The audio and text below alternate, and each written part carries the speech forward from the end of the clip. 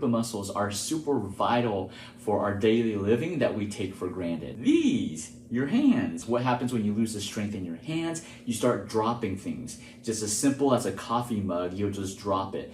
Pen, paper, it's very hard to hold things. One thing that I recommend was one of these things, right? Basically help increase your grip strength, right? This one you can adjust the tension. You want to do this every single day to improve your grip strength, because if you don't improve your grip strength, you're going to start dropping things. Whether you have arthritis, whether your stiffness in your fingers or arthritis, maybe you got trigger finger and gets locked up, maybe you got some neuropathy and you just it's hard in the morning, it's hard to make a fist, or maybe the opposite, it's hard to extend your fingers, right? So you want to get a stress ball, right? Get a stress ball and you want to squeeze it every single day. You want to do this for about 30 reps 3 times a day.